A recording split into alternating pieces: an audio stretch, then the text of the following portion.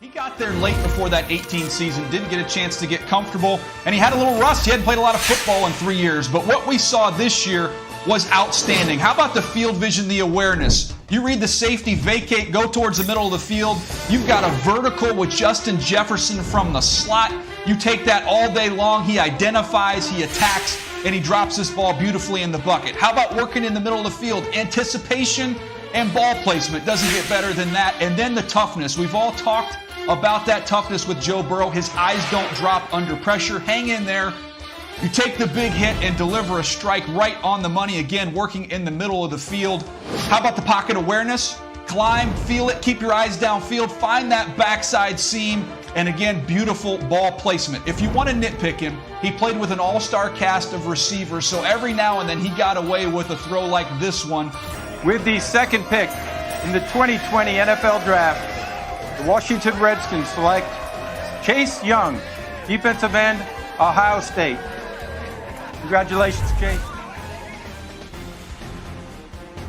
Prairie, Texas, the #1 rated quarterback in the country. Robinson in trouble, and he's taken down. Guess who? Chase Young, who had 10 sacks last year. Overall pick in the draft. I mean, Chase Young is an absolute monster on the outside. He moved over to the left defensive end spot for today because on the right side. 5-man rush. Ritter under pressure. Down he goes. The pocket collapsed, and Chase Young got there for Ohio. What do you like most about what you see in Okudah's game? Well, Trey, I see the size and the length in somebody that is outstanding in press coverage. He wants to play physical at the line of scrimmage.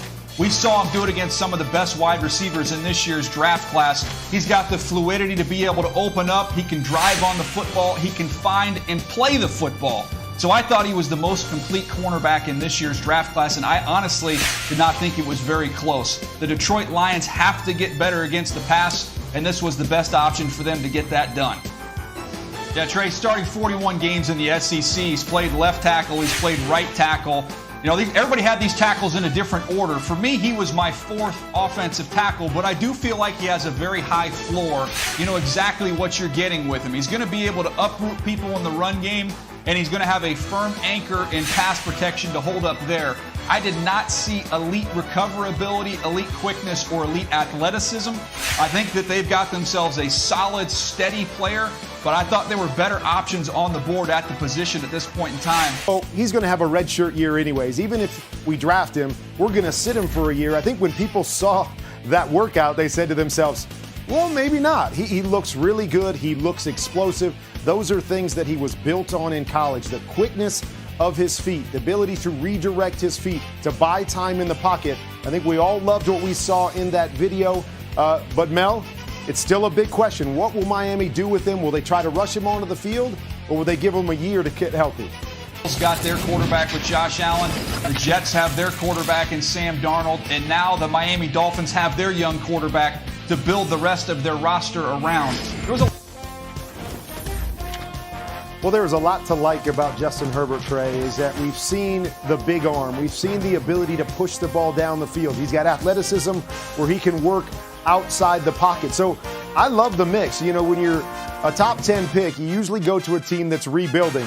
He gets to throw to Keenan Allen, Mike Williams. He's got Austin Eckler in the backfield. I mean, he's got a good group of guys to build around. My biggest question with him, Mel, is getting the ball out quick. A lot of things that he threw. Defensive lineman who can generate some of that interior pocket push inside the division where you're going to have going up against Tom Brady, Drew Brees, and Matt Ryan. So fascinating choice there. I love Derek Brown. I thought he played with tremendous effort in every game that I watched. I saw him pursuing plays all the way across the field. He can really reset the line of scrimmage with his power. And I was fascinated to see what Matt Rule would do with this decision. His first pick. Would he go Isaiah Simmons to get some speed and athleticism at the second level? He decided, true, Trey. I got a chance to see Derwin James doing the Charger games for the last couple years, and you'll see him used in different ways on a week-by-week basis. And I think we're going to see Isaiah Simmons in that exact same way because he can do so many different things. One week he might be lined up and covering George Kittle. The next week you might use him as a spy on Russell Wilson. You can blitz him from off the edge. You can even play him in the deep middle third. This guy can do so many different things for a creative coordinator. He's an outstanding prospect, Boog. With the 9th pick in the 2020 NFL Draft, the Jacksonville Jaguars select C.J. Henderson, defensive back, Florida. Half of the season he's had against the safety. You got 23, Burrow looking to throw again for the end zone, laying out, broken up. When's he gonna get leveled and sacked at the 15-yard line? Did not see. Alleged field goal attempt. Williams fires, end zone, diving catch, incomplete.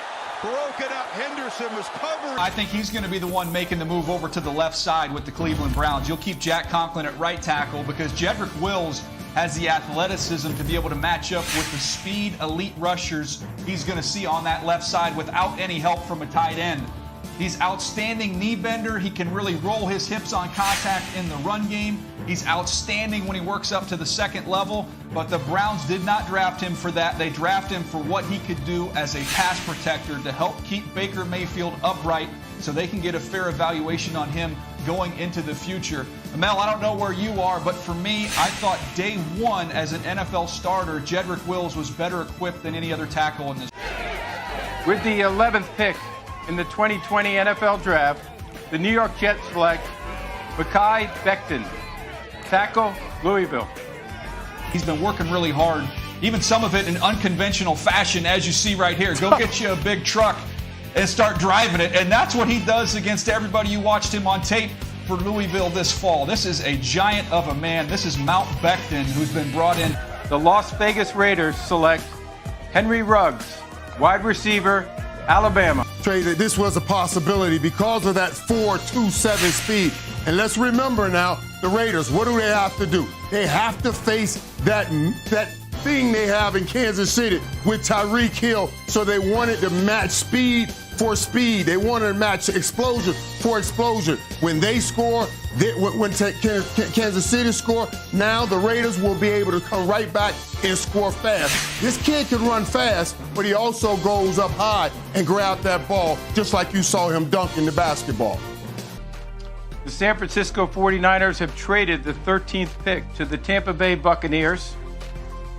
With the 13th pick in the 2020 NFL Draft, the Tampa Bay Buccaneers select Tristan Wirfs, tackle, Iowa.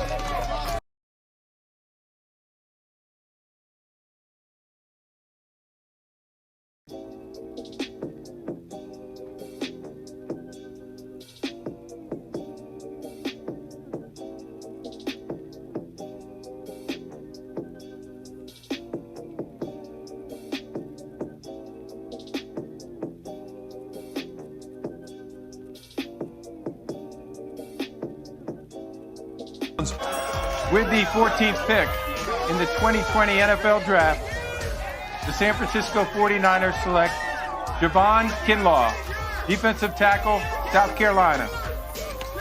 He is also amazing. Yeah, he reminded me of Marcus Stroud when I watched him, Mel. And this is somebody, when you put on the Georgia game and the Alabama game, the best opponents they played, he was dominant against those quality offensive lines. So that's what jumped out to me. And Louis, I just add one thing here with this selection. This is outstanding by John Lynch. You trade DeForest Buckner, you get the 13th pick. You trade back to 14, get an extra pick, and you replace DeForest Buckner at the same position with a younger, cheaper player.